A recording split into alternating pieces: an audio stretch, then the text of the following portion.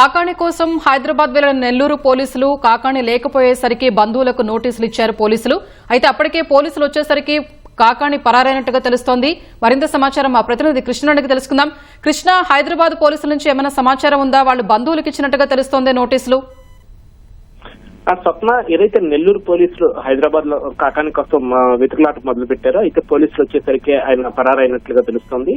ఏదైతే అక్రమ మైనింగ్ కి సంబంధించి నిబంధనలకు విరుద్ధంగా అక్రమ మైనింగ్ కి పాల్పడటం, అలాగే రవాణా చేయటం, అలాగే నిబంధనలకు విరుద్ధంగా పేలుడు పదార్థాలను వినియోగించడం, వీటికి సంబంధించి కేసు నమోదైంది. ఏదైతే సర్వేపల్లి నియోజకవర్గం పొదలకూరు పోలీస్ స్టేషన్ లో మాజీ మంత్రి కాకాని మీద దీనికి సంబంధించిన కేసులు నమోదయ్యాయి. దీనికి సంబంధించి ఆయన పోలీసులు నిన్నటి నుంచే మాజీ మంత్రి కాకాని కోసం ఒక వెతుకులాట అనేది ప్రారంభించారు. ఏదైతే నెల్లూరులో ఉన్న ఆయన ఇళ్లకు వెళ్లి పోలీసులు వెళ్లేసరికి అక్కడ ఆయన లేకపోవడంతో ఇంటి గోడకి నోటీసులు అనేది అందజేశారు.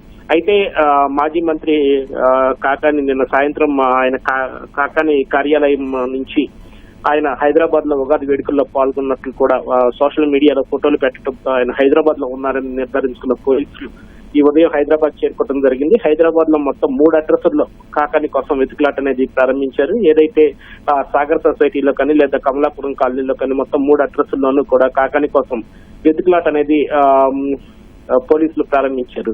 అయితే అక్కడికి వెళ్లేసరికి కూడా కాకాని అక్కడి నుంచి అప్పటికే పరారైనట్లుగా తెలిసింది. దీంతో ఇంట్లో ఉంటున్న వారికి నోటీసులు అది జారీ చేసి దానికి సంబంధించి ఎక్నాలజ్మెంట్ కూడా పోలీసులు తీసుకోవడం జరిగింది. ఏదైతే చెన్నైలో నివాసం ఉండే విద్యాకిరణ్ కు పొదలకూరు మండలం నుంచి దాదాపు 61,113 టన్నుల అక్రమ మైనింగ్ కి సంబంధించి కాకాని అక్రమాలకు పాల్పడ్డారని చెప్పి ఆయన పైన ఆరోపణలు ఉన్నాయి. దీనికి సంబంధించి పొదలకూరు పోలీస్ స్టేషన్ లో కూడా కేసు నమోదవడంతో ఈ మేర వెతుకులాట అనేది జరుగుతుంది. స్వప్న, అయితే కృష్ణ, హైదరాబాద్ లో ఉన్న బంధువులకు ఇచ్చిన నోటీసుల్లో ముఖ్యంగా ఏం పేర్కొన్నారు?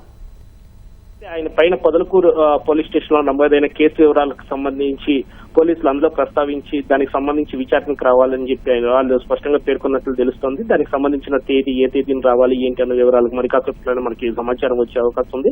మొత్తంగా ఆయన పైన పేలుడు పదార్థాలు నిబంధనలకు విరుద్ధంగా పేలుడు పదార్థాలు వినియోగించారన్నది ఒక తీవ్రమైన సెక్షన్ గా పోలీస్ వర్గాల నుంచి అందుతున్న సమాచారం. దీనికి సంబంధించి నమోదైన కేసుకు సంబంధించి ఆయన విచారణకు పిలిచి అందుకు తగ్గట్లుగా తదుపరి కేసులు ముందుకు తీసుకెళ్లే దిశగా పోలీసులు చర్యలు ఉండే అవకాశం లేదు. ధన్యవాదాలు కృష్ణ.